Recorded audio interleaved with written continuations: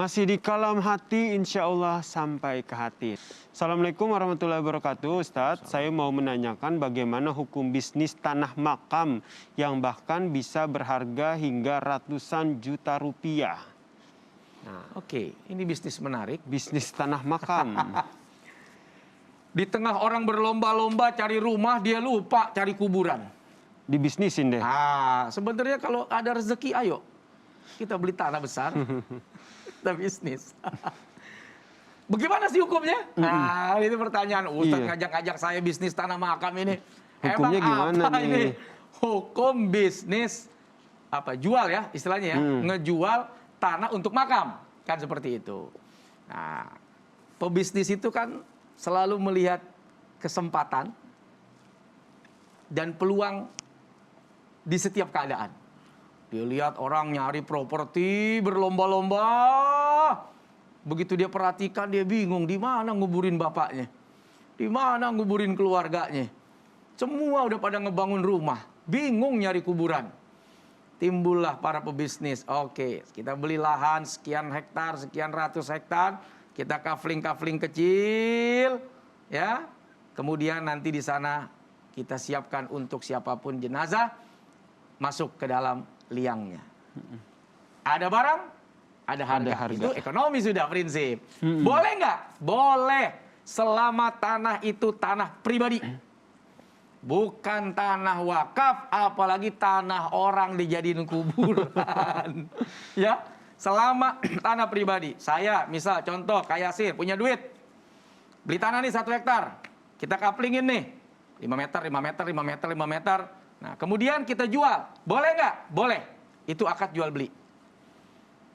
Tapi selain kita cerita jual beli, Kak Yasir, setidaknya di sana ada amaliyah sosial. Iya. Kan ada yang harganya sampai ratusan juta tuh, Ustadz. Itu gimana maksud tuh? saya.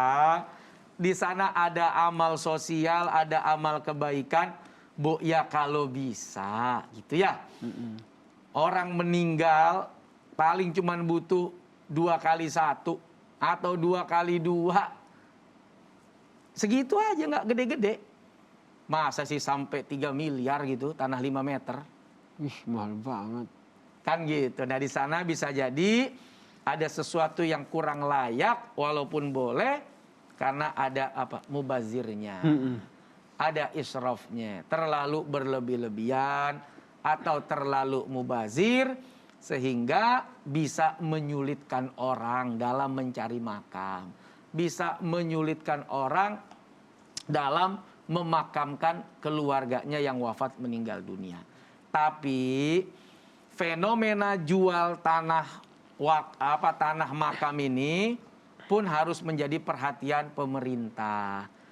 Ya, pemerintah bebaskanlah banyak tanah yang disiapkan untuk pemakaman umum. Ya, jangan sampai masyarakat harus merasa kesulitan lagi dalam mencari tanah kuburan untuk keluarganya, apalagi nanti untuk dirinya. Apalagi dibisnisin, harganya kemudian ratusan juta.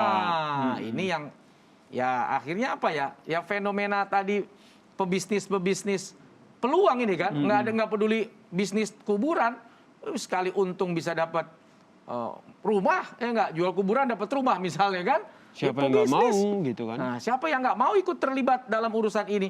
Tapi kan kasihan juga orang-orang yang butuh. Walaupun dia kaya, tapi kan apa nggak nyesek gitu ya? Beli tanah kuburan ya 2 miliar ya. Rumahnya ya cuma 200 juta. Lah kuburan sampai 2 miliar. Lah nyesek hatinya itu. Iya. Tapi kalau nggak dikubur mau dibawa kemana nih bapaknya? Beli juga dah.